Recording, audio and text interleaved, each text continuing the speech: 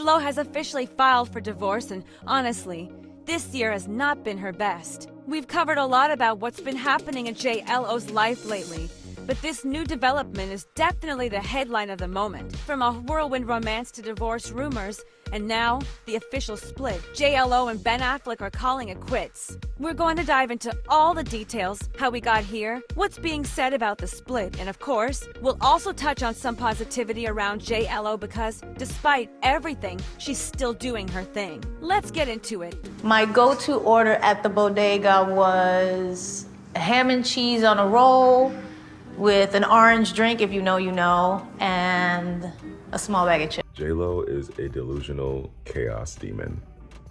At this point, I don't even believe she's from New York anymore because what block are you from, JLO?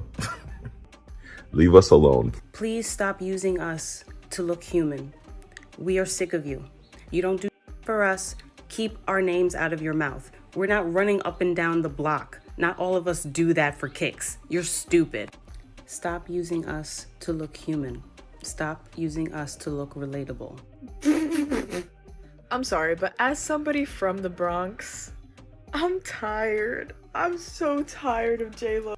A lot of people are giving her hate about this, and I agree, because she keeps on talking about the block like she goes back to the block. If you're gonna disrespect our community and fail to represent our community or give back in any way, then you don't have the right to mention the Bronx anymore. And not just funding our education system, which is failing, but like funding the community of the Bronx in general. We are struggling and suffering every day, and you're just like sitting pretty with your nice toned body with your millions of dollars. So why don't you walk the walk instead of just talking? My hair out like this.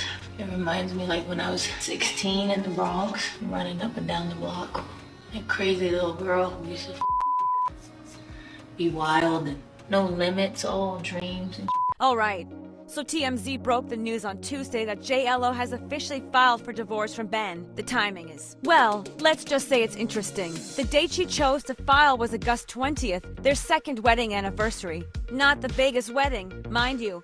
The big, grand ceremony they had in Georgia. It's like a symbolic full circle, right? They were celebrating their love on this day just 2 years ago, and now she's choosing to end it. And here's the kicker. She listed the date of separation as April 26, 2024, which lines up perfectly with when the divorce rumors first began to swirl. Remember back in May, after the Met Gala, when everyone started speculating about trouble in paradise, people noticed that Ben wasn't with JLO at the event, even though she was a co-chair that night. That definitely raised some eyebrows. On top of that, JLO was spotted house hunting alone, which made everyone wonder what was going on. After all, they had just bought their dream house together. Why would she be looking for a new one without Ben? Of course, people tried to explain it away. Maybe Ben was just busy that night. Maybe she was just checking out some new properties on her own. But let's be real, when the rumors are already flying, every little thing starts to look suspicious. Even though the rumors were in full swing, JLO and Ben seemed to be doing some major damage control. They were still spotted wearing their wedding rings here and there, and we even saw them together a few times, going to the farmer's market, attending family events with their kids. It seemed like they were trying to put on a united front and keep the gossip at bay. But behind the scenes, it looks like things weren't going so well. Reports started surfacing that Ben had moved out of their shared home. Paparazzi kept catching him staying overnight at a different place, fueling the fire that they were living separate lives. Despite this, JLO still posted a sweet Father's Day tribute to Ben in June, calling him their hero and wishing him a happy Father's Day. But even then, the reports continue claiming that the relationship was on its last legs. Unfortunately, it looks like all those rumors were true.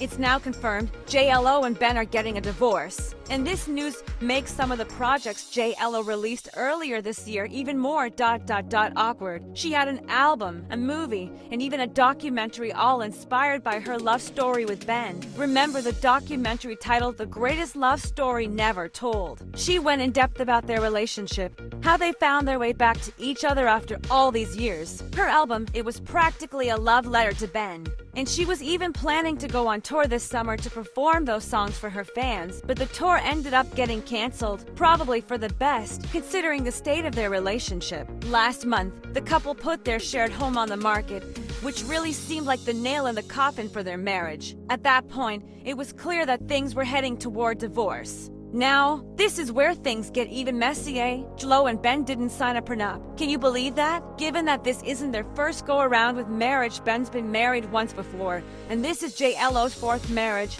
you'd think they would have locked that down. But nope, and now, it seems like their finances are causing some major tension.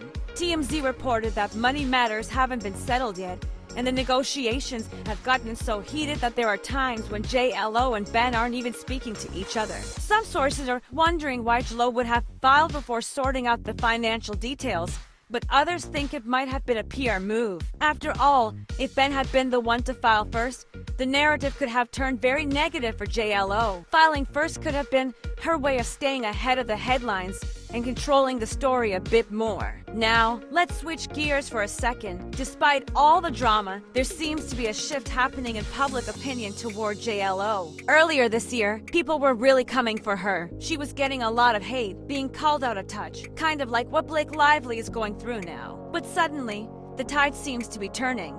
This week, JLO was praised for donating $4.5 million to Palestine aid, and let me tell you, Twitter was having a field day with it. People were showing love for JLO again, making jokes like, "Girl, you can sing. The Amazon movie is screaming Oscar." It's a pretty big turnaround from the criticism she was facing earlier in the year. And let's not forget the infamous orange drink moment. Remember when JLO did that Vogue interview and said her go-to order at the bodega was a ham and cheese on a roll with an orange drink? People were so confused. They were clowning her for it, saying things like, "What orange drink are you even talking about, JLO?" But now, it seems like people are starting to find it endearing. Twitter users were even reminiscing about seeing her on the block and joking about getting a ham and cheese with her.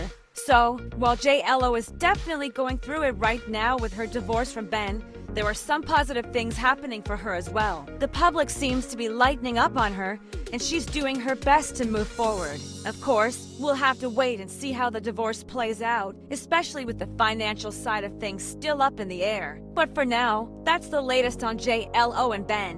What do you guys think? Were you surprised by the divorce news?